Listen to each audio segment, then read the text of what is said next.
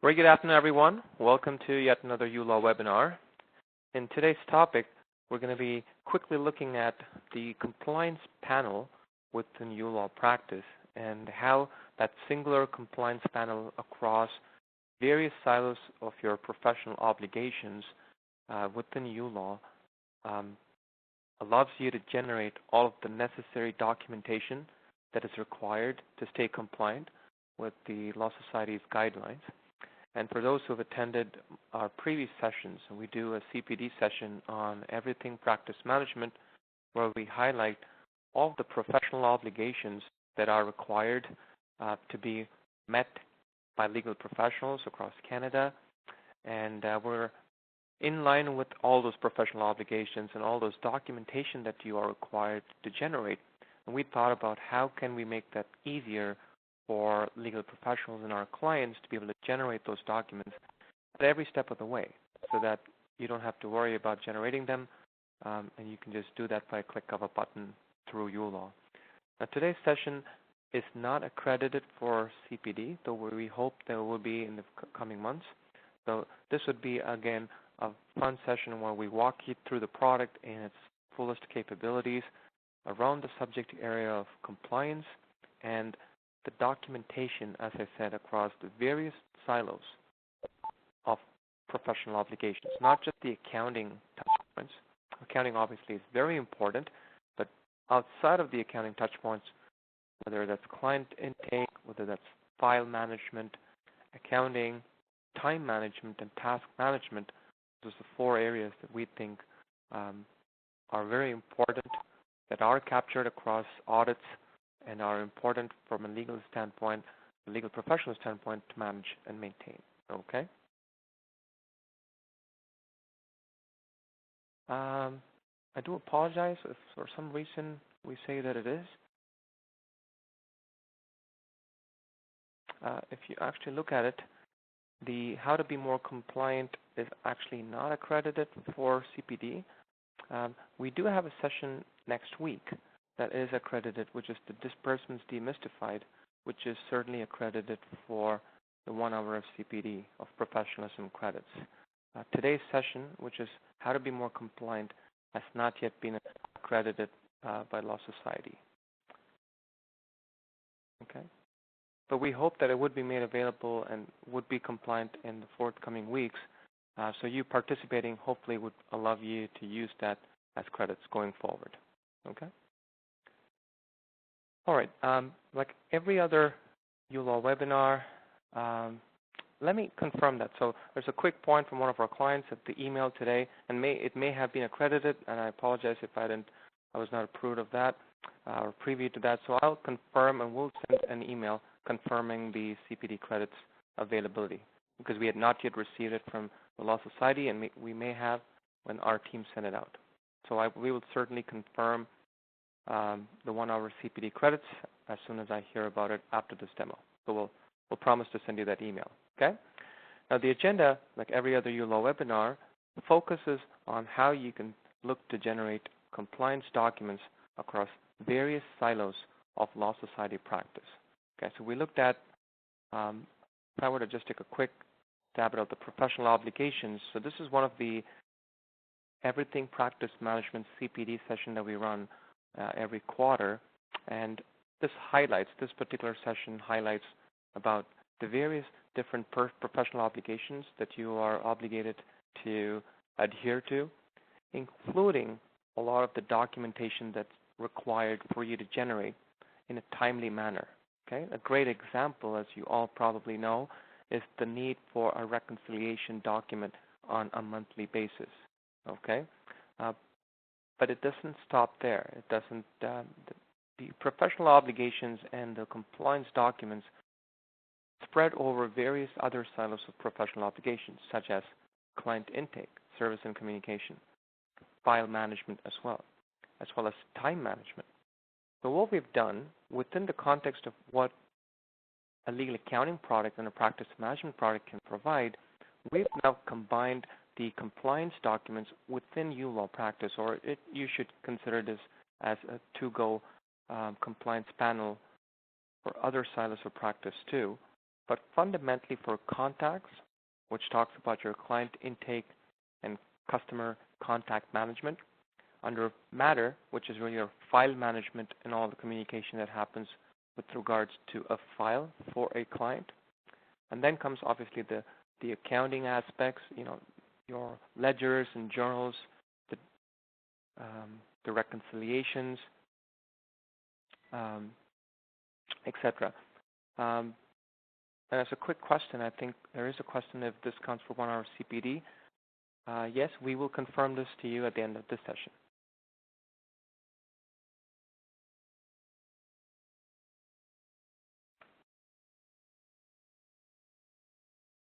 I do kindly request that you send us a quick email with your attendance, and we will ensure and confirm that it is accredited for CPD. Okay?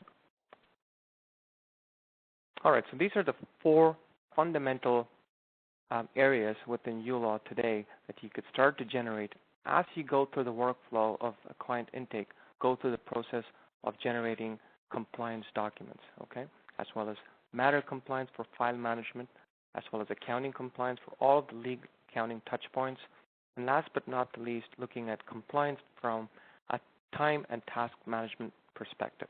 Okay, so it's all part of your professional obligation, and we've kind of wrapped it around these 4 core areas that you can start to generate these various set of documents.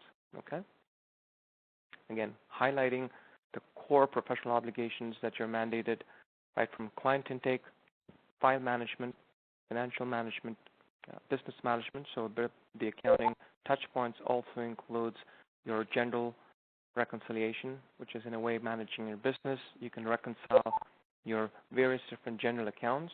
It could be your general account, checking account, it could be your business credit card, right? Talk about time management. So it's all about how you manage tasks and time across matters and other areas that you need to focus your time on. So we'll talk about the documents that we allow you to generate across these silos. And for those who are not aware of who we are a proud Canadian legal accounting and practice management software company, and providing a very convenient, compliant, and cost-effective cloud solution is what we do for the legal industry. Okay.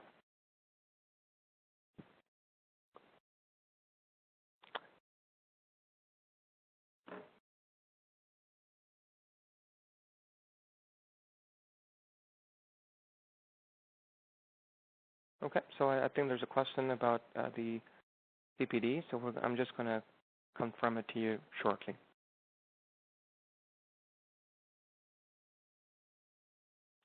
Thank you.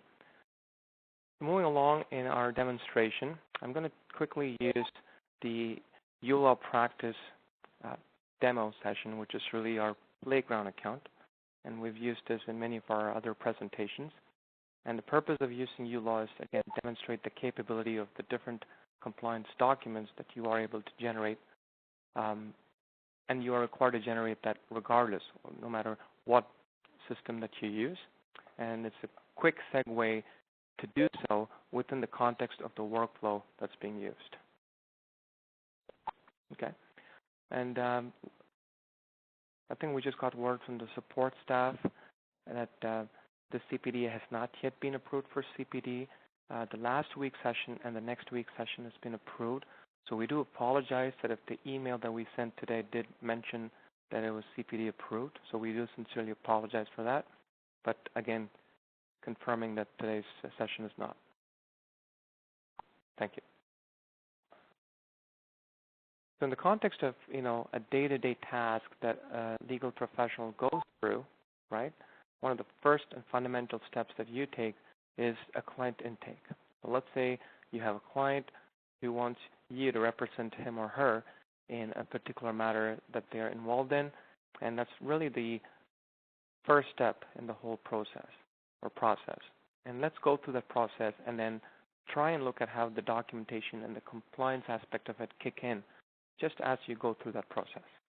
So as a very first step, I would say add new, let's say we're adding a new client into, your practice management software. And Let's go ahead and give this a quick name, Mr. Sam Smith. We'll capture a source of contact, which is an important piece of information that is used across one of those compliance documents, which is the source of contact report. So let's say it's a client referral.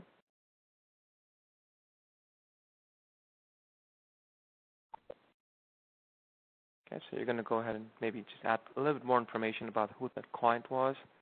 Very important to capture the communication address, because that obviously is something that the Law Society would like you to capture. A mailing address that you can resonate with, okay?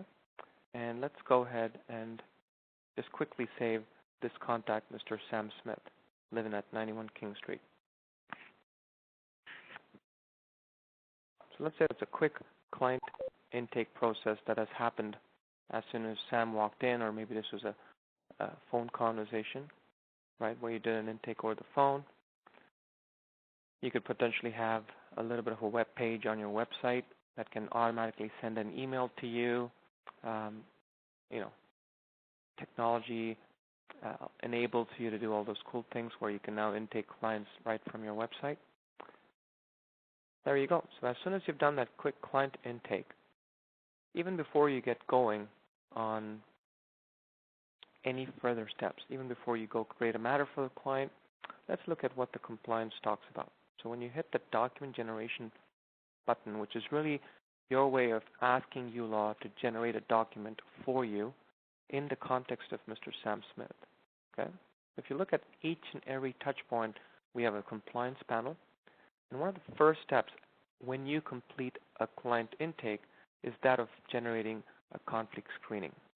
Okay, so just ensuring that you are able to do a quick conflict screening even before you move forward with accepting that individual as a client. So you can go ahead and do a conflict screening report real quick, where uLaw or any legal accounting practice management software should be able to provide you a comprehensive report of all the touch points where you may have come across someone such as Sam Smith in your legal life. Okay, if that data exists within the system, we should obviously be able to give you that information about Sam Smith. Obviously, having looked at that information, you make then an informed decision whether you want to move on to create a matter and actually retain or engage this potential client. Okay, that's obviously you make that decision based on your situation. So the first step truly in the client intake process is generating this conflict screening.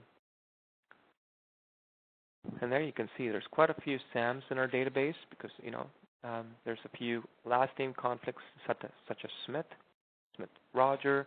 And there's even a few areas where you created clients or matters for clients with the name Smith. So you would obviously go through this list and then make a determination if you want to go forward with creating a matter or engaging this client. Well, let's assume, for the purposes of time, that you made that decision that, yes, everything looks fine, and you're going to go forward with creating a matter and going to go forward with generating a client file for Sam Smith. Outside of that immediate compliance document, you can always revisit the compliance panel within the contacts menu option, if you will, from a client intake perspective to generate some of these quarterly statements. Okay? A good example of that would be the source of contact. Now, we have heard that some of the auditors do ask that as part of a compliance checklist, just to understand a good spread of where your clients are coming from. Okay? They want to make sure that you're just not a referral marketing company, you're actually a legal company that's representing clients. So a source of contact is a click of a button which allows you to generate a report that outlines where are your referrals or where are your leads coming from, where are your clients coming from. And if you actually remember, when we looked at Sam Smith, we inputted the source of contact as a client referral, right? Likewise, as you intake clients, I'm sure you have a spread of leads or source of contacts from various different silos. And as you can see, for the month of March, obviously it's a clear widespread of folks coming in from various different silos of contacts. Obviously, the majority of that, 23% of your clients came through a client referral. You got about 15% coming from your web friends, about 7% from websites. And this is, monthly, quarterly, and a yearly report that actually really helps you to set a context for how you're performing as a legal business and where you're getting your clients from. Okay? Also gives you a list of clients across these different with account. And let's say there are certain contacts or clients, for example, John Millerston. Maybe you didn't know or he didn't give you that information at the time of client intake, and you get to know about it at a later stage. You can always look at this report, go back into uLaw, basically just search for that information for that particular contact. Right? So let's say, in this case, John.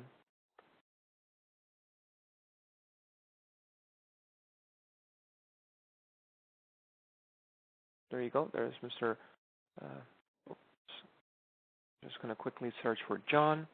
And this is a great example of how you can ensure that your data is up to date, because that's a very critical component of any report or any compliance documentation. Okay?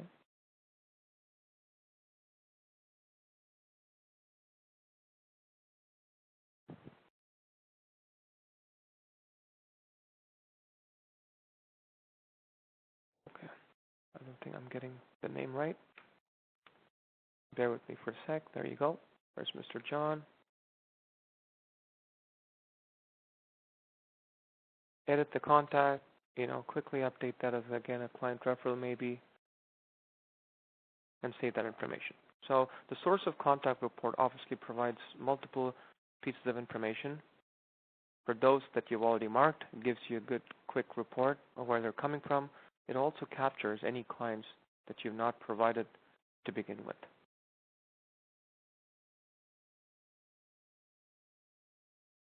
Fantastic. So let's move on further and look at the compliance information. So we've done a conflict screening at the stage of client intake. You are now able to generate a client fee book. Obviously, for this client, it doesn't make sense right now because you've not started matter, but you can do so for any of the clients for which you've done some work and there's some money involved. Branding, that's something that they look at. Audit is not just a process to catch you on the wrong foot. It's also a process to educate you and provide you with tips and guidelines that can ensure that you're successful as a legal professional. And branding your law firm or your legal firm and all the documents that leave your office is a very critical component of one of the compliance checklists, right? So let's look at maybe an envelope that you can generate. It's a great recommendation, if you will. And you can go ahead and generate a quick envelope or an envelope for that particular client. You can do so for others as well. Okay? Let me look at our client, Sam Smith.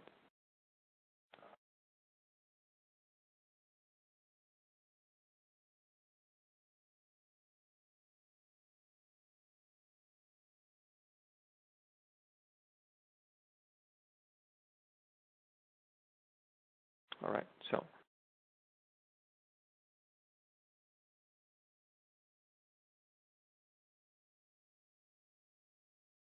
I'm going to generate a document for Sam Jones. Let's just keep the context as seamless as possible.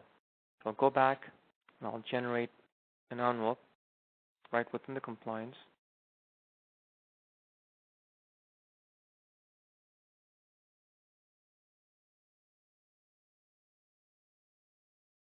And I can add all this information. I can choose a group of individuals that I could use as well. Okay? And just so you know, the same information is available to you to generate right within the document generation too. But what we've done is we've encapsulated some of the core documents and made that available that are important from a compliance standpoint and made that available. So you can put your logo or a little letterhead there to, again, brand that envelope as well. Okay? So one more time before I move on to the matter compliance, which is a little bit more for us to look at. Looked at conflict screening, a client feedback when it's appropriate is a great quarterly statement. Source of contact, very important for you to look at where you're getting your spread of customers from. We generated, again, branding documents such as envelopes and even labels that you print for your clients. Okay? So let's assume that you've now moved forward with creating a file. So let's do that real quick. I'm going to click on the matter button to create a brand new matter for Mr. Sam. And let's leave this as a small claims. I'm going to say Sam versus Stefan.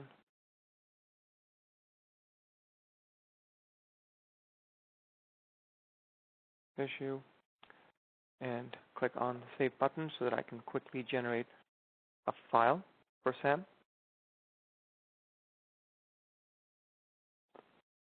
And there you go. We create a file for Sam for that particular matter.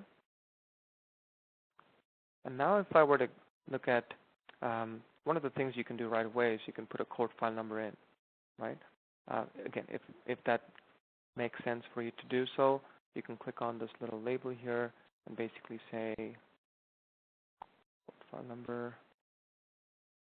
Okay. I'm just putting a fictitious number here. So obviously you would put the real code file number right within that label. Okay. Now let's, very similar to the contact compliance and all of that regarding client intake. Now let's look at our next professional obligation and the set of compliance documents that you can now generate for this particular client for this particular matter or file. Okay, and that's part of your file management professional obligation. Okay, if I were to look at the compliance from a file management, look at the list of all the documents that are available for you to start generating at a click of a button, right? So if you look at client ID verification, this is a document that is part of the bookkeeping compliance that facilitates how you report the verification of Mr. Sam. So did he take his driver's license? Was this a passport? This is a document that illustrates that. So let's quickly download that so it's available. Yeah. And here's Mr. Sam Smith, right? So you can actually add to this if you didn't, and again, we pre-populate this document. You can say you got your driver's license, right? Here's the address of your firm. And it is certainly a bylaw 9 requirement by the Law Society of Ontario. An important thing you can start doing is even before you start generating these documents, you could quickly look at how you could connect uLaw with your Drive or OneDrive. That makes it easier. If you don't know that, you can go into the settings. And this is not so much a compliance, but it's a convenience for you to store all that information into one place. You can store this information on your local computer if you like so. Okay? I'm going to quickly show you how you can start to save all those compliance documents in the context of the file so that it's very simple for you to manage. And you can always use that as a repository to show it to your auditor when you're being asked for that particular file. So I'm going to connect with my Gmail account that I'm using. Okay.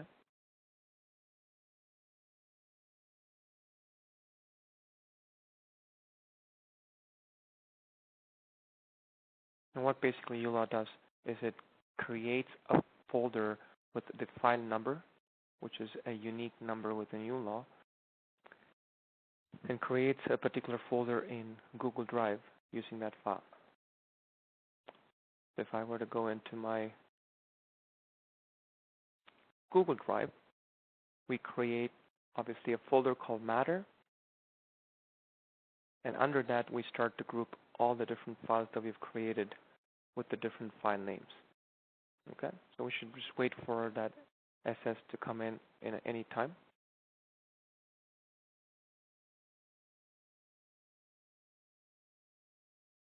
In the meantime, let me switch to my uLaw.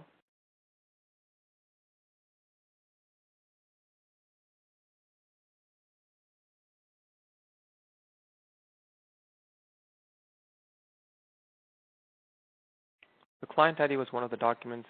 Client intake is something that you can ask your client to sign off on. Again, this is an optional document, but it's certainly a way of showing how comprehensive you are when it comes to documenting important steps through that workflow. So we capture all of your client referral, how do you hear about us, the client's information, have them sign it, so that way they kind of authorize you or your firm to communicate with them by email address or any other piece of information. So basically they're just saying that, yeah, this is my information, talk about the core file number. So this is really a quick and simple client intake form that you can generate. Okay? You can do a conflict screening report.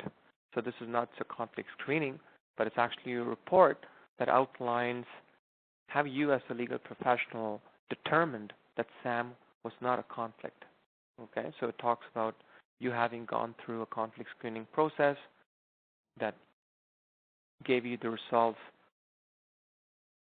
that you had not dealt with Sam Smith in the past, or of any other areas where you may have come across a Sam Smith or any of his or her parties.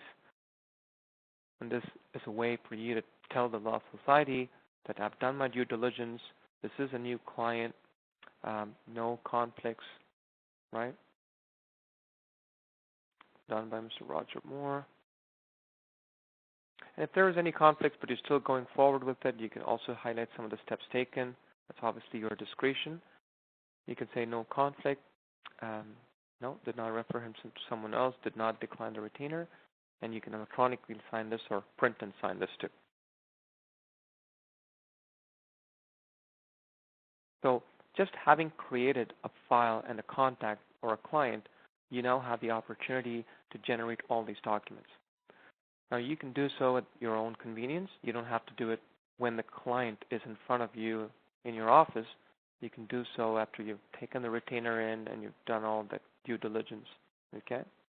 A retainer letter is also a very important document that the Law Society looks at, makes sure that you do have a formal document, which is actually one of the file management professional obligations, is that you do have a letter, an engagement letter or a retainer letter that clearly outlines each and every aspect of the business relationship that you're looking to build for that matter.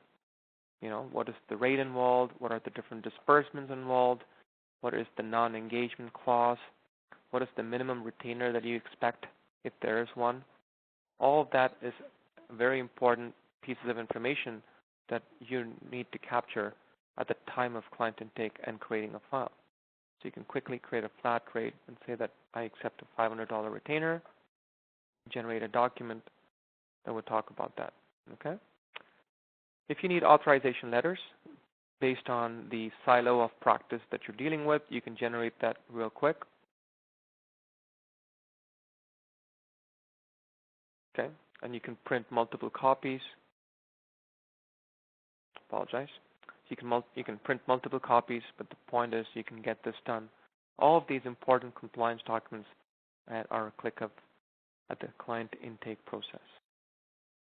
There's obviously the compliance aspect continues for a client intake, not only within your contacts, but also after you've created a file.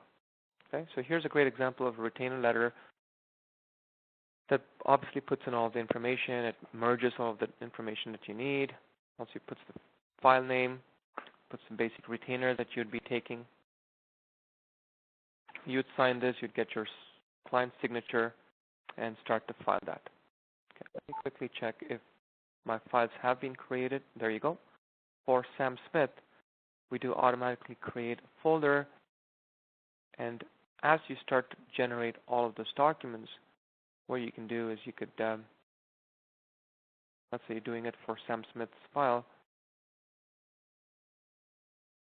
you can just drag and drop it right within your drive. And that would make it available right within the context of the matter within the documents. So as you generate it, you can start to store all that information on the cloud. Okay, so here's the client intake form. You can, print this, scan this, and then put it in, whatever makes sense, right? And it also gives you a way to collaborate with your team. Here's your conflict screen report. And as you generate it, make it available in your drive so that it's seamlessly available in one place.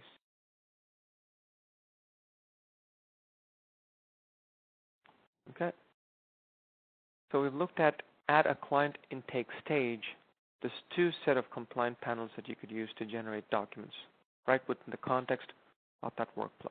Okay. So let's continue using the matter, maybe some retainers. Let's add some information and then show you have some additional compliance documents come into play. So I'm just going to put in a few dockets before which I'll add a retainer. And I'll say on the 19th, I received that retainer from this client through a check. And let's give them a receipt. Again, very important as part of your compliance that you provide these receipts, especially for retainers. A great practice and a very good discipline that the Law Society encourages you and mandates. In fact, I think it does mandate that as well.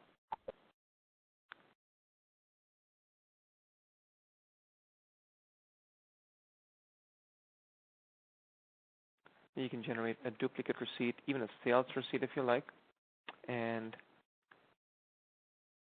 again, make that receipt available right within your drive.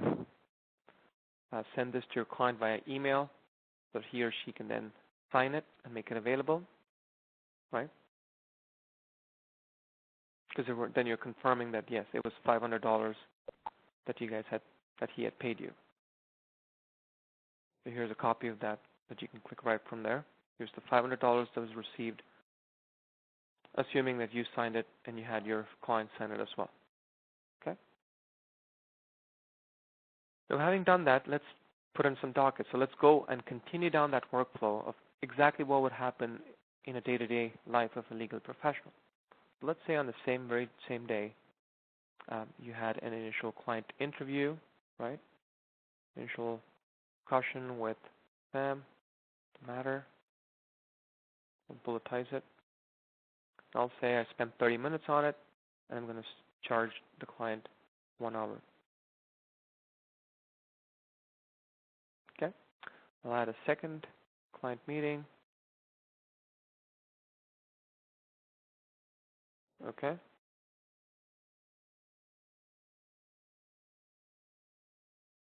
And I'll say this happened maybe on the 21st, and we'll continue to make this maybe a flat rate. Maybe you agreed on a flat rate docket.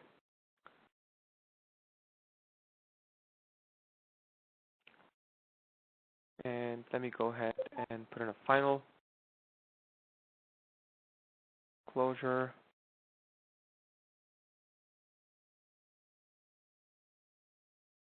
I'll make this a flat rate as well.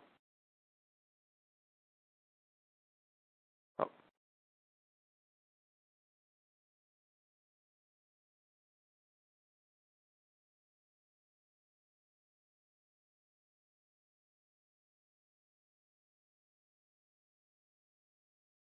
And as you see, as you start a docket, and that's really the workflow of that particular matter, let me also add maybe a disbursement. So let's say I'll say this is about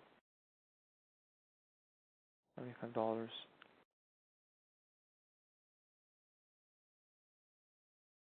You're going to continue down the path of working through the file, entering your dockets as you would normally do.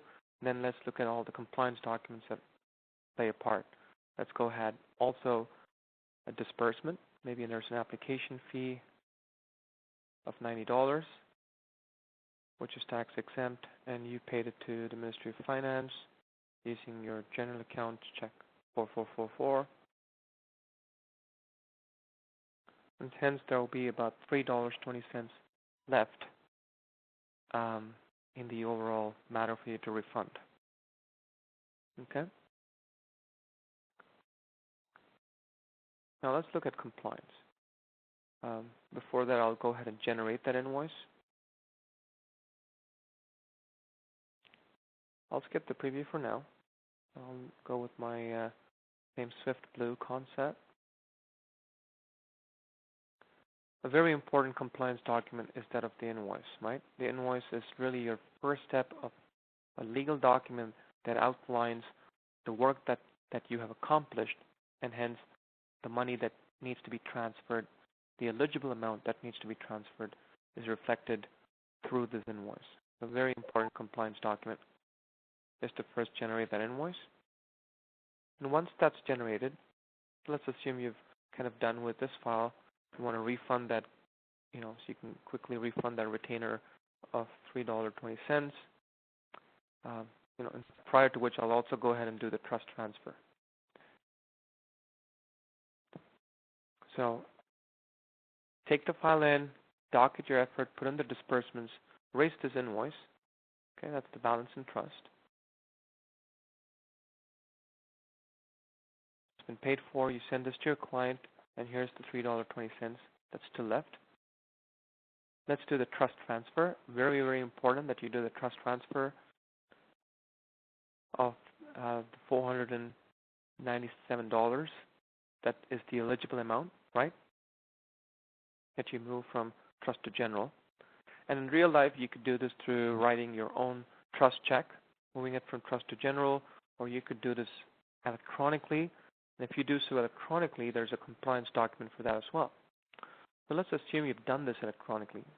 You've basically done the trust transfer from your trust account into your general account, and you chose the electronic fund transfer method. Okay. Now in Ontario, at least specifically in Ontario, you do need to fill out a Form 9A, they call it, which basically outlines the ability for you to generate the to and the really where it's coming from, where it's going, and that's a compliance document as well. Let's go ahead and ensure that it's gone. So you've done the trust transfer, and that's all the work that's been remaining. Let's now write a refund retainer for that $3.20. There's a check. There's a real method to the madness, right? For why I'm going through all this. You can even print that check. I'm going to skip that. So once you've refunded the retainer, let's say you're going to go ahead and close that document. But prior to you closing that document, again, the Law Society does highlight certain key documents that they require you to send to the client prior to closing that document, and that's part of the compliance. So let's look at the compliance one more time. We just looked at the client intake initially. Now let's look at all the documents that you generate to your client. Okay, one, the closing letter is really to close the matter off for this particular client, but let's generate a statement of activity, which is a great document that outlines everything that you've done for this particular client for this particular matter. Okay, and it's a great complementary or supplementary document that you can send to your client along with the closing letter. So this is for this particular file, SS24038, everything that you did chronologically, the minutes that you spent, the total billable and the total billed. Okay, so that's one compliance document. Bill of cost. Based on the context of the matter, you make that determination, but these are definite documents that you probably want to generate. It outlines by legal work, by disbursement, but also captures the disbursements involved. Okay? And if you don't want to generate those two documents, I would say if you want to have a summary of them all, you can look at the settlements and accounts. You can generate this in English and French. This is truly a document that talks about each and every touch point. So it talks about the client interview, what happened there, the application fee that you charged them. Also the touch points of the ledgers. So it talks about the retainer that you received on the 19th and the refund that you provided. So this is what they called the settlement document. Okay. And then it talks about the legal fees that you raised. And if this is an ongoing matter, okay, it's a great idea to send your client the settlement statement on a quarterly basis. So it's a criminal law or any other type of law that's elongating and it's ongoing after a certain period of time, it's a great document to send on a quarterly basis as well, so that your client appreciates the prudence in you sending all the information that's relevant for that particular matter. Okay? Talks about the disbursement of the application fee, how much was transferred from Trust General, so that was the $406.80, then a $90 disbursement.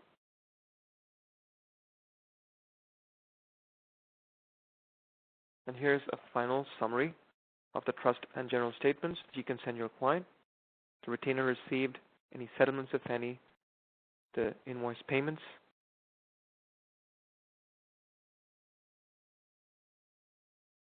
okay?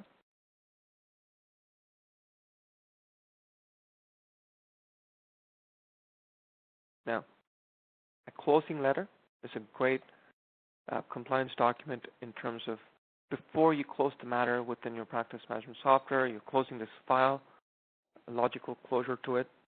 You can generate the closing letter.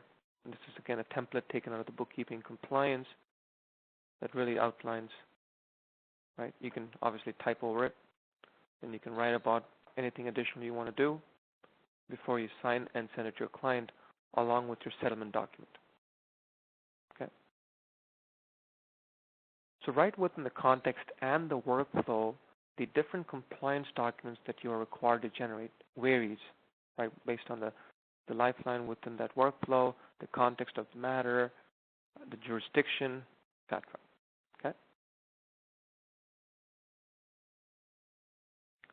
So we have now covered the compliance aspect and the required documents to be covered from a client intake perspective, which was your contacts. We looked at document generation and compliance for Sam Smith there. I'm now able to generate yet another compliance document as part of the client intake, which is your client fee book, which you can generate at this time because there is money involved in this matter. And now you can look at the client fee book for Sam Smith.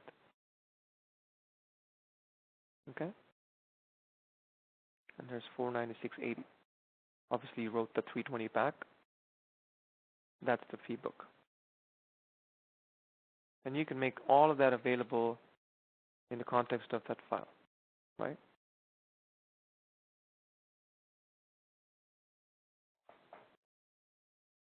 Because as and when you generate that document, if you build a discipline to store it in its appropriate placeholders, whether it's local, whether it's on the cloud, it just saves you time.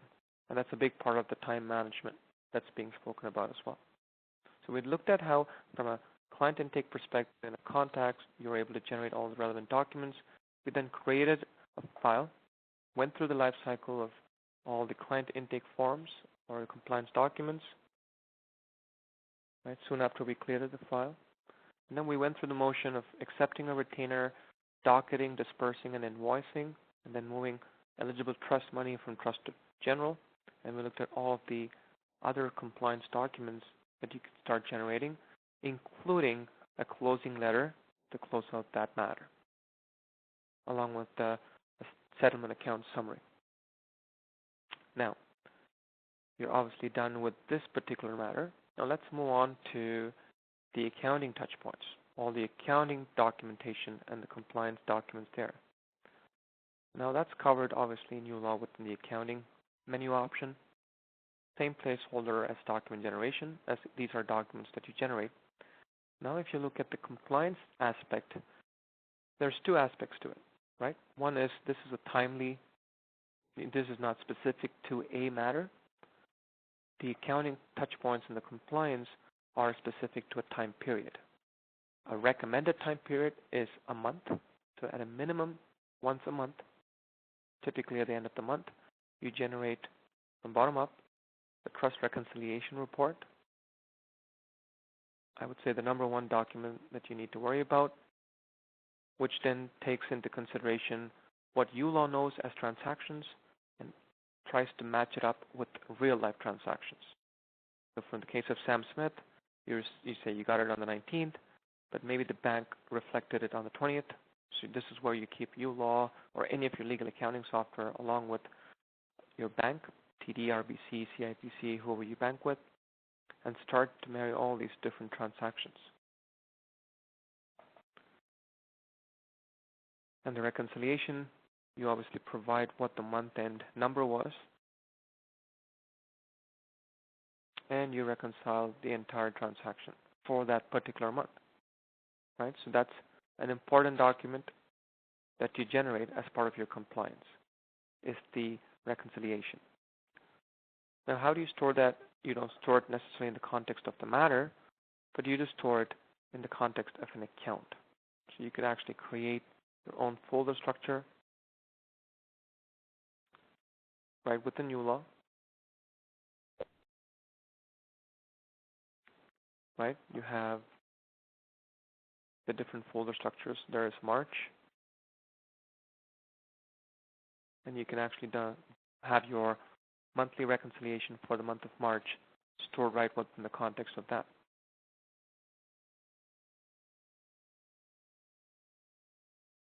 And that's made available here. What else can you generate from a compliance standpoint? Once you have the trust, you can also do your general reconciliation. Okay, so I'm not going to try to do that. I have a completely reconciled general account, so I'm going to leave that. So let's jump into the more common documents that you're probably aware of, which are the trust ledgers, general ledgers. So let's go ahead and generate those. Again, look at how convenient it has become to generate these documents once the data is in, because most of them are done just an output document that you can generate, right? Let's generate on a monthly basis for the month of March the trust ledger. So I'm looking at 1st to 31st. I'll generate that document. Again, make it available as part of my March accounting touchpoint. And let's have a look at that as well. So this is your ledger statement for trust amount clients for the month of March for Mr. Roger Moore, generated on the 23rd of March as for the Law Society's requirements. And this is done across all of your existing matters. It's not for a specific matter, that's for all clients and matters in that time period. And that would include our friend Mr. Sam Smith, where we received $500. That was the legal fee, the $90 application fee, and this was the retainer refund that was withdrawn from leaving you with the zero balance. Okay? So we made that available as part of the trust ledger. Let's move on to create the general ledger. Again, for the time period of March. Yeah. Just going to quickly close out all these documents and focus on the ones we need at this time.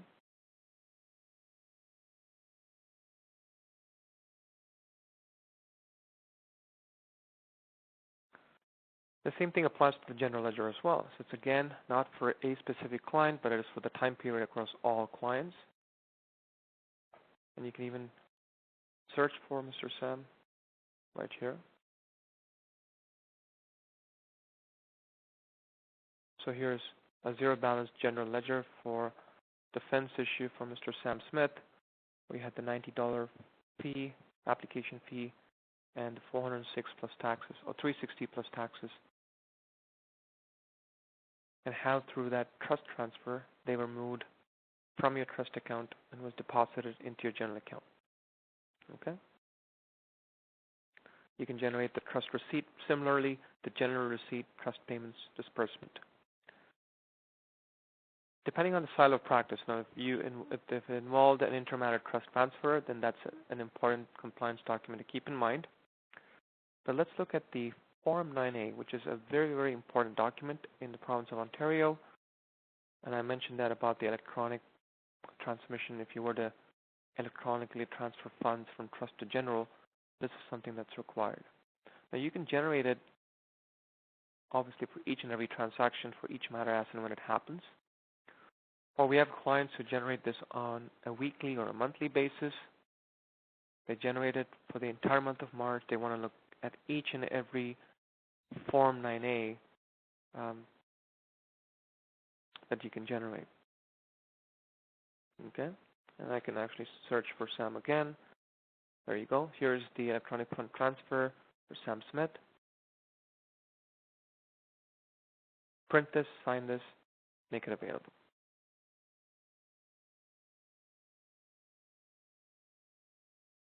Okay? So now we've looked at the contacts compliance, at a file management, and as an accounting touch point, right, with very important documents such as the reconciliations, ledgers, journals, and Form 9A, and some other documents that you can generate, including fee book every month, right? Now, last but not the least, we looked at how time management and task management are important aspects to your obligation.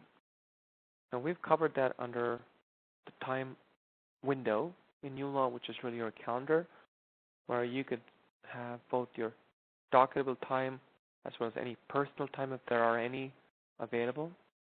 And here we have a set of compliance documents for you to look at as well. A very important compliance document would be your work in progress. So for the month of March, if you want to understand what's the work in progress across your firm, right? So here are all the clients, all the matters, and the expected or unbilled hours or any unbilled flat fee. Okay? Now this is important from a time management perspective or money management perspective as well, because you want to be on top of all these matters for which you obviously have to raise an invoice, put the effort in, raise the invoice, and make that money. And if you are not on top of that, obviously, then that's going to lead to a bit of slack in your business. Now this may actually involve trust, right? So some delay in those transactions.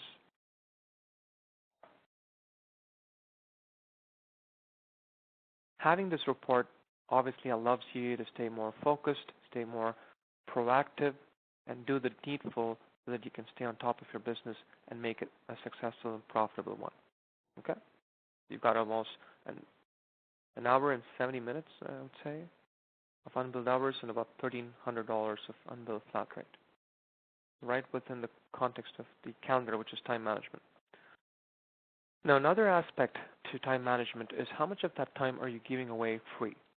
Right? This is a very important survey that was conducted late last year by the Law Society of Ontario, really understanding how to deal with pro bono. Now, do lawyers and paralegals even capture how much of pro bono they were giving away?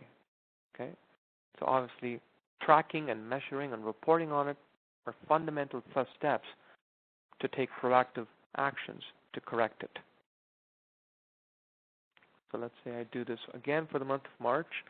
Not quite sure if I've been a good Samaritan in this demo site for the month of March. I can show you. There you go. Let's do this for the quarter.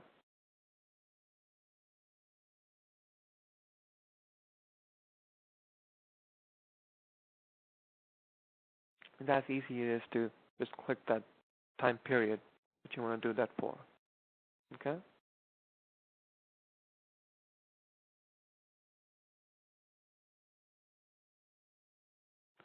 And last but not the least, another aspect of your time management is how much of time should you spend in collecting the money that's owed to you. Okay, so before we move forward with that, let's go look at our pro bono report that's not yet generated. Let's go and look at our invoice balance as well. That's another very important report that really outlines the money owed to you by various different clients. And there you go. From the 1st of January till now, here's all the pro bono that you've done, work that you've done for different clients, starting with the Peter Hans. And you can see it ended with 28th of February. Okay, so in almost a day and 30 minutes of pro bono is what you provided for that quarter. And this is very important because this is key for you to appreciate how much of time you've spent in providing free hours to your clients in a particular time period. Okay? Yeah. Like anything else, you can make that available. And the last compliance document we'll look at from a time management is really the invoice balance. So this, as I mentioned, outlines all the clients, the balances, trust balances, if any, and very important for you to manage your time and money if there's any pending trust transfers. Because if there are any, then that's your money sitting on the tables to be made, right? Again, this is a demo site, so spare me your feedback. But technically, anything in this column should be dealt with. So if you look at Mr. Krishna, he owes you $339. And maybe that's the best time to look at your report, give that call to Mr. Krishna, get him on the phone, right? You can do this right from your phone as well. You can give him a call.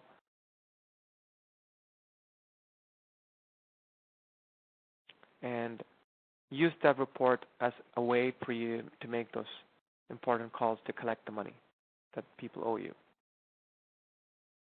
Whether it's your assistant who's doing that on a regular basis, whether it's yourself, very important for you to generate the invoice balance report as a way of ensuring that you're staying on top of your receivables. Okay? And you also know by date. So when was the last that you worked on this client, which is a clean indicator of how old these files are. And sometimes if you want to have an aging report, again, it's not really a compliance document, but you're obviously able to generate that. If you really want to add, let's say, an interest because they owe you this money for a long time, you can also generate an aging report that tells you the amount owed to you or what time period. Okay? So going back to our presentation, one of the core aspects of today's presentation was to look at the compliance aspect. How can you stay more compliant? And how can you make that just a part of your workflow as you start to intake your clients?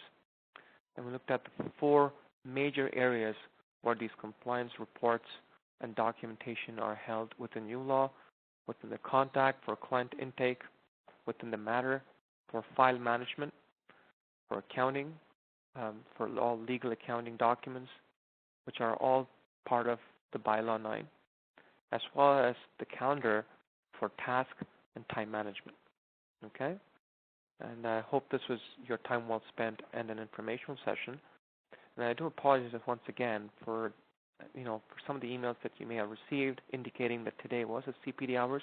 I'm going to check that with my staff and confirm to make sure that once this is available as a CPD, that we communicate that to you.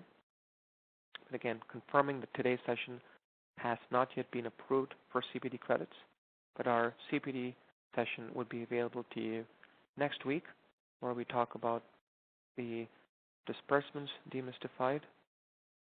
Okay, and that is accredited for 1 hour of professionalism credits by the Law Society of Ontario, British Columbia, and New Brunswick. Okay? And if there are any questions at this stage, I'll be more than happy to answer it. Our support staff are available online to answer any questions. And please do use the link provided to you in the chat window to mark your attendance. That way we can always, once we are approved for CPD, we can always say that you were part of it.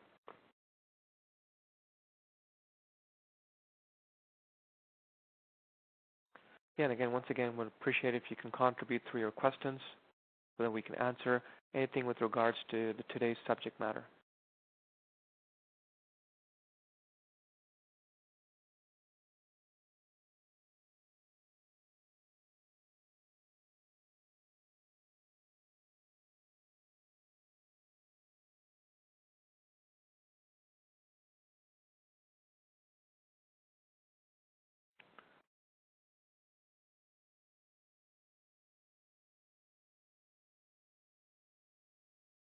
Okay.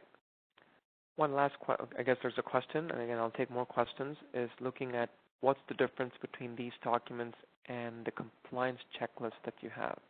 Okay, that's a really good question. For those who don't know,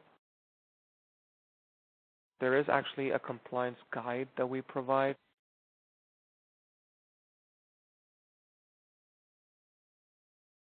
If I look at the compliance guide, what uLaw does is it kind of outlines key pieces of information that you need to keep in mind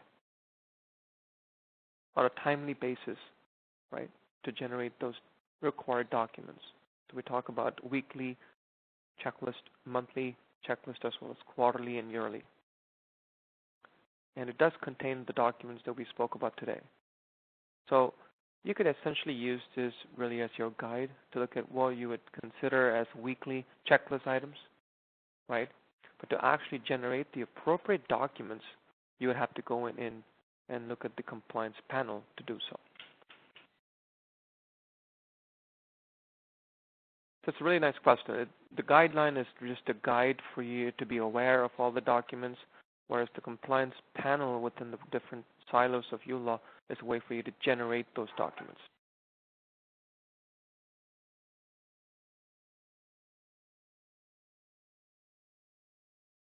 We talk about how on the 30th or the 31st or maybe 28th you can generate the reconciliation statements for both trust and general, etc., your Form 9A, everything that we just did. Generate your HST. This gives you a little bit more extra than what the compliance documents provide you as a checklist. This is really a complete checklist for your firm. So please do use this, review this document. It also talks about all of the CPD hours that you take a quick audit on of how much you've accomplished for that quarter, so that you're catching up on the 3.5 hours that you need, or 3 hours that you need. So that was under Help, Compliance Guide. There's actually another audit guide as well, which is really specific to the audit rules and what you should be considering there.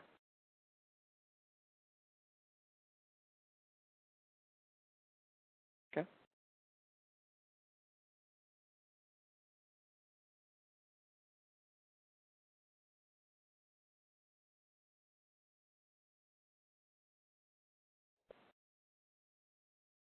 We looked at the client management checklist, all the documents that you can keep in mind, any financial management, as well as file management. Okay. I hope that answered that question. Once again, it's under Help, Compliance, and the Audit Guide. And they kind of go hand in hand, to be quite honest.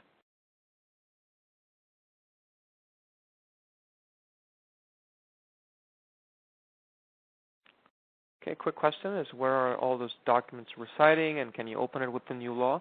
Absolutely, yes. So these documents are residing in the Google Drive.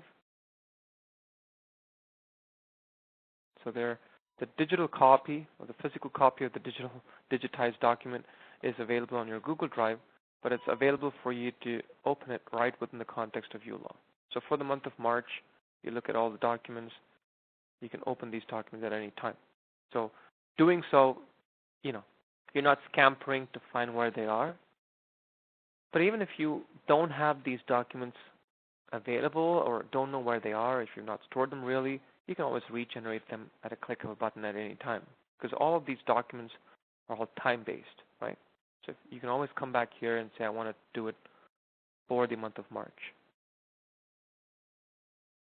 You can even specify a date. You can always say, I want it for January, right? So you can always go back in time and generate it too. But if you can generate it and keep it, because this is time-stamped, right? Because most of these documents are time-stamped, obviously makes a lot more cadence when you do it on a specific basis. So it says you did it on the 23rd of March, right?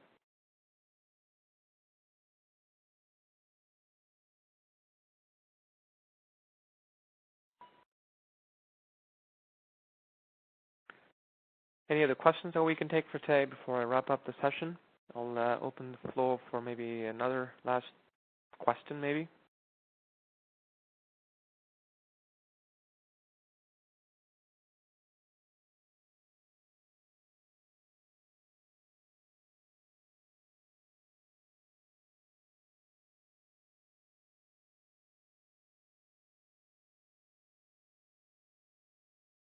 Okay, I'll take this as the last question. The question is about the source of contact report and why is that important. We did cover this earlier on in our session today. When it comes with regards to the source of contact report.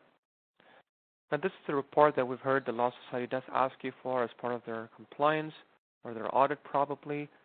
And one of the reasons is to understand the source of contact. That's why we call it the report, a source of contact, and that's how it's called within the bookkeeping guidelines and the compliance document. They want to understand where are you getting your clients from, right? I think one of the understanding is they want to make sure that you're just not a referral program. You're just taking in folks and then passing them along to someone else. But it also works out to be a great marketing document too, right? Because you can then appreciate what's working and what's not. And if client referral is the top performer, then maybe you want to spend more time promoting that across your existing clients. And today's webinar is called How to Be More Compliant.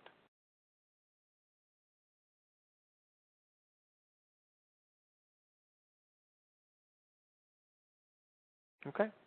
Well, thank you very much for your time today, and I hope you have a great weekend. And we'll look forward to seeing you in our next session. Take care.